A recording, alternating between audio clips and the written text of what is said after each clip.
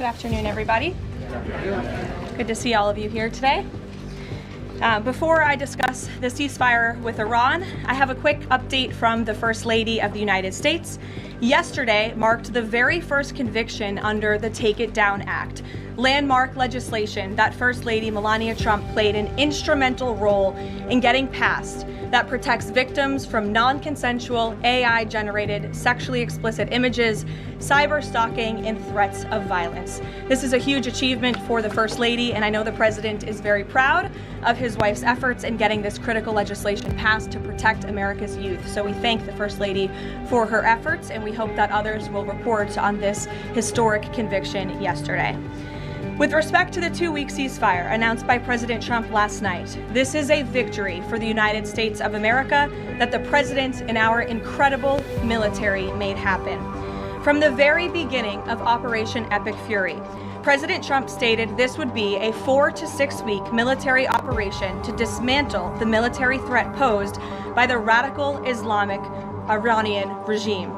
Thanks to the unbelievable capabilities of America's war fighters, the United States has achieved and exceeded those core military objectives in just 38 days.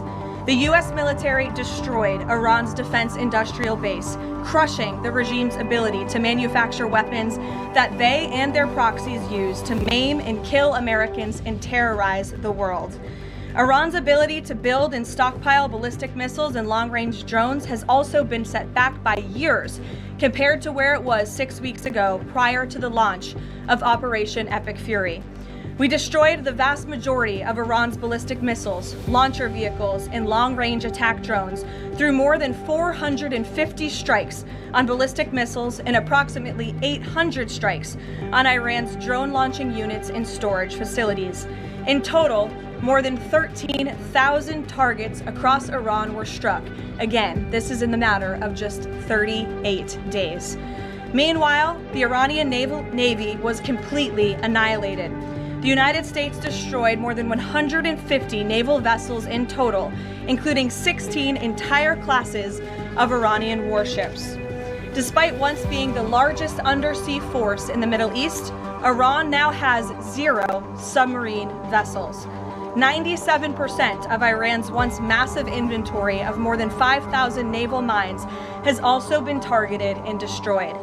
Iran's air forces are functionally and operationally irrelevant at this point, after the United States maintained total air dominance over their country for weeks on end. To underscore the significance of this, before Operation Epic Fury, the Iranian Air Force would fly between 30 to 100 flights per day. Today, that number is 0. Iran's ability to fund and support its terrorist proxies has been greatly reduced. At this point, Iran can no longer distribute weapons to its proxies in the region. And most importantly, Iran will not be able to acquire nuclear weapons. Prior to the start of this successful operation, Iran was aggressively expanding its short-range ballistic missile arsenal. Through these weapons and its navy, Iran was attempting to build a military buildup around their country that would pose an imminent and existential threat to the United States military assets in the Middle East, our allies in the region, and ultimately the free world. Iran was pursuing this dangerous and aggressive strategy for one reason: to hold the entire world hostage to its terrorist ambitions. The Iranians aim to use their expanded military capabilities as a shield around their country to continue achieving their ultimate goal internally, building nuclear bombs. But their murderous and evil plans have been blown up, quite literally and figuratively, along with their military, their nuclear program, and most of their senior leadership, including the former Supreme Leader Ayatollah Ali Khamenei. Their command and control structures were also massively disrupted after being struck more than 2,000 times. Many of their remaining leaders are paralyzed in fear and no longer enjoy the freedom to move around their country freely and meet openly. Thanks to the unmatched excellence of our warriors at the direction of the Commander-in-Chief, the world has just witnessed a historically swift and successful military triumph. President Trump started Operation Epic Fury with strategic military objectives, and the United States has clearly achieved them. As we mark this progress, we also remember and honor the 13 American heroes who laid down their lives in this noble effort.